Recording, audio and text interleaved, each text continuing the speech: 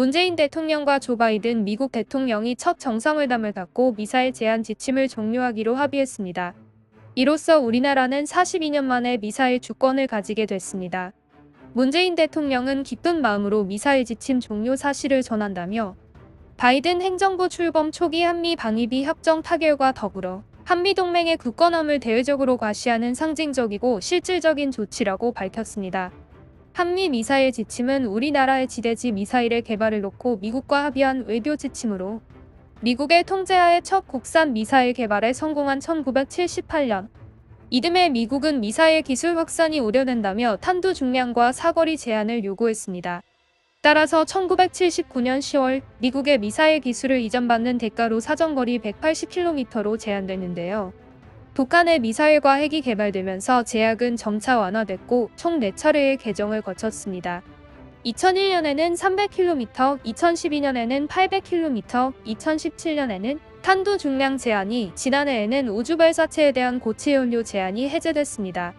작년까지 4차례의 개정을 거치며 군사용 미사일의 800km 사거리 제한만 남게 됐었죠.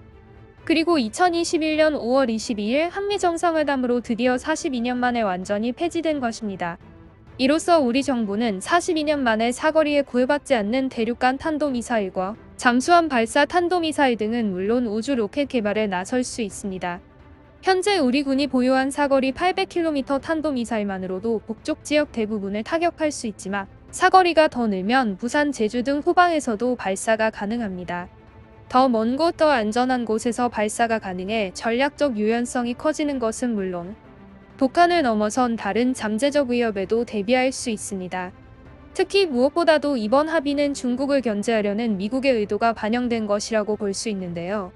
한국이 중거리 탄도미사일을 개발해 실전 배치하게 되면 미국은 직접 한반도에 중거리 미사일을 배치하지 않고도 중국과 러시아를 견제하는 효과를 얻을 수 있기 때문입니다. 미국은 중국과 패권 경쟁을 수행하는 과정에서 과거처럼 미사일 확산을 막는다는 정책이 아니라 동맹국이 보유한 타격 능력을 넓힘으로써 중국을 압박하는 효과를 노리고 있습니다. 이 소식에 중국에서는 당연히 난리가 났는데요. 웨이보에 올라온 중국 네티즌들의 반응 번역해드리겠습니다.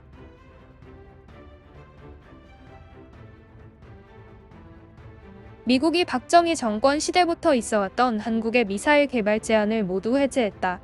미국은 한국이 북한과 미사일 대결을 벌일 수 있도록 풀어줬고 한편으로는 중국에 대한 압력을 높이고 있다. 곧 한국에 더욱 진보된 탄도미사일이 개발되는 모습을 볼 수 있을 것이다. 한국이 북한을 때리는데 탄도미사일은 필요하지 않다. 한국은 더 멀리 있는 적을 공격하기 위해 탄도미사일을 개발하고 있는 것이다. 전략적 균형은 절대적으로 필요하다. 진탄롱은 중국이 일본과 한국을 위협할 수 있는 중거리 미사일을 많이 보유하고 있다고 하루 종일 말했다. 중국은 미러 전략미사일 협정에 불참했고 자연히 미국은 한국과 일본의 규제를 풀어줄 수밖에 없다. 중국은 핵무기가 수백 개밖에 없지만 미국과 러시아는 수천 개나 된다. 전략적 균형은 애초에 맞지 않아. 핵미사일은 약자에게 유익한 비대칭 무기이다. 과거에는 우리가 미국을 압박하기 위해 썼지만 이제는 한국이 우리 경제 중심지를 핵무기로 모두 덮어버릴 상황이 오면 우리가 약자에게 압박을 받을 차례가 되는 것이다. 핵무기는 북한조차 만들 수 있으니 한국은 규제가 풀리면 곧장 개발하겠지.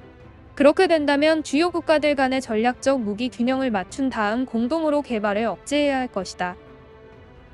한국의 첫 번째 적은 여전히 일본이다.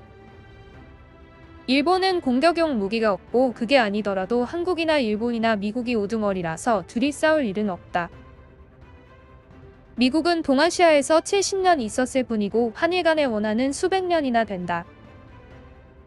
과연 한국은 같은 동포인 북한을 때릴 것인가 아니면 핵대국이자 최대 무역 파트너인 중국을 때릴 것인가?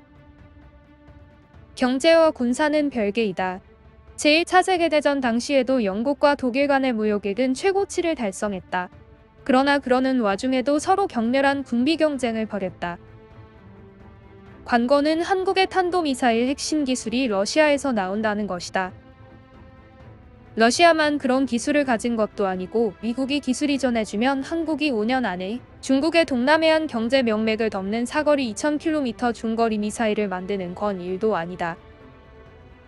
미국의 중거리 탄도 미사일 기술 수준은 그다지 높지 않고 오랫동안 새로운 프로젝트가 진행되지 않았다. 미국이 1960년대 생산한 미니맨 미사일은 지금까지도 가장 우수한 미사일로 꼽힌다. 1987년 중거리 핵전력 조약으로 퍼싱2 미사일이 전량 퇴역했는데 퍼싱2는 현대에 두어도 대단히 선진적이다. 대륙간 탄도 미사일은 상대의 방공망만 뚫을 수 있다면 가장 진보된 미사일일 필요는 없다. 북한의 미사일은 매우 후졌지만 한국을 긴장하게 만든다. 중국이 한국의 경제에 관여할 방법이 있습니까? 명분이 없음. 한국 경제를 제재하는 건 알셉을 스스로 해체하는 꼴이고 그러면 미국이 크게 기뻐할 것이다. 과연 동아시아는 몬스터 하우스다. 미국이 악수를 선택했구나. 그럼 우리도 북방즈에게 무기를 지원하자. 미국이 점점 바닥을 드러내고 있으니 우리는 더 많은 핵폭탄과 대륙간 탄도미사일을 서둘러 개발해서 전면전을 준비해야 한다. 미국을 비롯한 서방 세계와 싸우려면 다른 뾰족한 방법은 없고 군비 증강 속도와 강도를 높여 대항하는 수밖에 없다. 시간은 우리의 편이고 5년 후 GDP는 미국과 비슷해질 것이다. 8년 후 GDP는 미국과 격차를 벌리기 시작한다. 10년 이내로 군사력은 인도태평양 지역에서 미국을 압도할 것이다. 우리보다 일본이 더 마음 졸일 것 같은데. 일본인들은 지금 미치도록 불안할 거야. 사실 한국의 군사력은 이미 일본을 넘어섰어. 러시아는 다시 한국에 미사일 기술을 팔고 싶어 할 거다. 이 뉴스에 가장 불편한 건 일본인들이지 않아? 문재인은 이렇게 미국의 호황에 따라 스스로 무덤을 파는구나. 바이든의 기세가 등등하여 세상이 불안해지고 있다. 미사일 위기가 오고 있어. 새로운 냉전이 시작되는 걸까? 중국과 북한의 우정과 협력 및 상호 원조 조약은 여전히 유효하다. 즉 최악의 경우 서로 직접적으로 군대를 파견할 수 있다는 말이다. 이건 사드를 능가하는 훨씬 중요한 뉴스다. 국내 언론은 왜 이렇게 반응이 없는지 모르겠어. 한국은 2차 대전의 피해국이었다. 그런데 한국이 받고 있는 군사적 제재는 어째서 추축국보다 심한 것 같다. 이건 정말 나쁜 뉴스네. 이러면 북한도 명분이 생길 것이고 국제사회의 불안감이 더 커질 거다.